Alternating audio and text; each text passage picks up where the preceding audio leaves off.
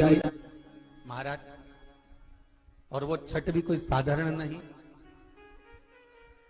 जिस छठ माता का स्मरण स्वयं भगवान कृष्ण के पुत्र सांब ने किया, जिस छठी माता को स्वयं कार्तिकेय जी को दिया गया,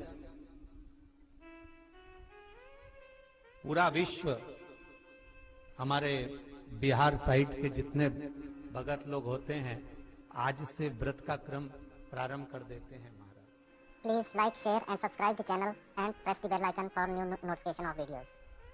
36 घंटे का ये व्रत रहता है छठ का। स्नान, खाना, दूसरे दिन फिर वही क्रम में पूजन की तैयारी, भूखे रहना, सूर्य को अर्घ देना, उगते को डूबते को, और मां छठी का स्मरण करना।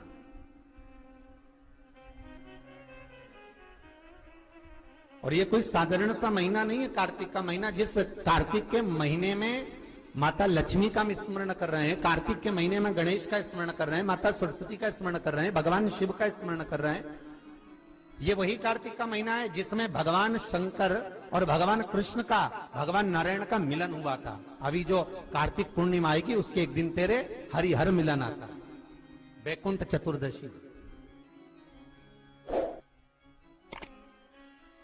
जिस दिन भगवान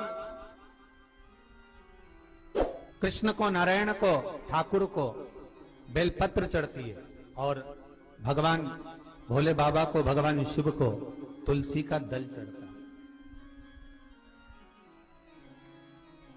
दोनों का मिलन हुआ था, हरिहर मिलन, वैकुंठ चतुर्दशी। और हमारे शिव महापुराण में इसका बड़ा महत्व है, क्योंकि संपूर्ण समय में, पूरे वर्ष भर में केवल एक दिन ऐसा होता है जिस दिन भगवान शंकर पर तुलसी का दल चढ़ता है, और संपूर्ण समय में एक दिन ऐसा होता है जब ठाकुर जी पर बेलपत्र समर्पित होती है। शास्त्र तो कहता है, विष्णु पुराण कहती है, स्कंद पुराण वर्णन करती है कि ठाकुर जी को तो बेलपत्र आप अगर पूजन कर रहे हो तो रोज समर्पित कर भी सकते हो, पर शंकर भगवान को, भोलेनाथ को, मेरे विश्वनाथ को तुलसी का दल साल भर में समर्पित नहीं होता, केवल एक वैकुंठ चतुर्दशी का दिन ऐसा होता है। और उस बेलपत्र की भी बड़ी महत्वता है। और कार्तिक के महीने में अपन जब कथा श्रवण कर रहे हैं, आनंद ले रहे हैं, सुनने के लिए बैठे हैं और मौका मिला है कार्तिक महत्तम को श्रवण करने का, तो एक एक महत्व को अपन समझ। उत्तर भारत के जो लोग हैं ये पूजन करते हैं दीपावली के बाद में छठ की पूजन, छठी। बिहार साइड में, यूपी साइड में, इधर सबसे ज्यादा पूजन होती है छठ की।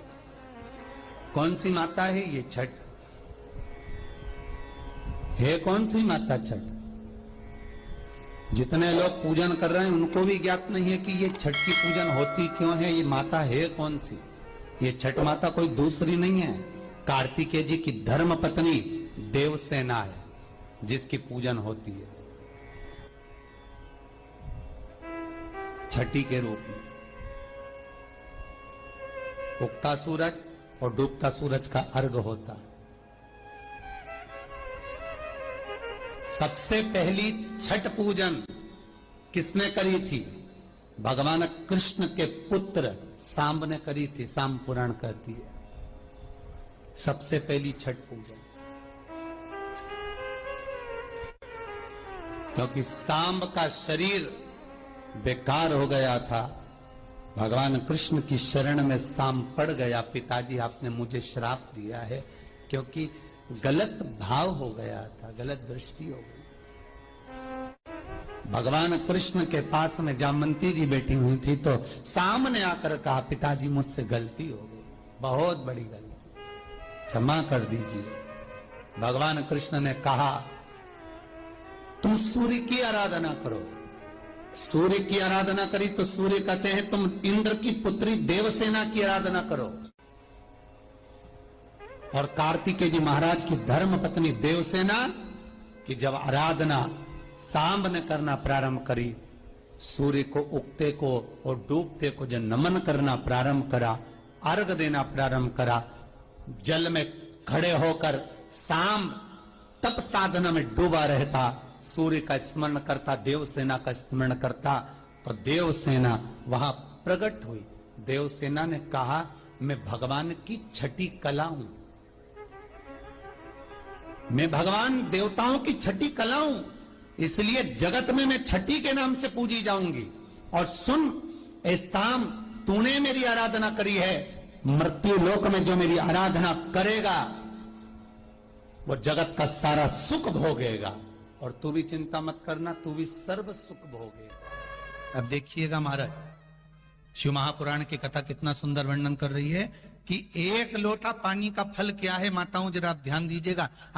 कई लोग कहते हैं गुरुजी आप पुरुषों को तो कहते ही नहीं हो कि एक लोटा पानी चढ़ाओ, कि पुरुष लोग मंदिर जाएं, कि पुरुष लोग भगवान शंकर का आराधना करें, पूजन करें। मेरा आप सबसे निवेदन है, इस व्यासपीठ से हमने कभी ये नहीं कहा कि माताओं आप जल चढ़ाओ, कि पुरुष आप जल चढ़ाओ। हम तो निवेदन सबके लिए करते हैं कि आप सब मिलकर, गला पकड़ रहा है बाबू, आप सब मिलकर आप शिव की आराधना करिए, आप सब मिलकर भगवान शंकर का आराधना करें। एक लोटा पानी, चाहे पुरुष हो, चाहे स्त्री हो, चाहे बच्चे हो, चाहे युवान हो, चाहे बड़े हो, वो जल शिव को समर्पित करें, शंकर को जल समर्पित करो, शंकर को जल चढ़ाइए। उसका फल क्या है महाराज?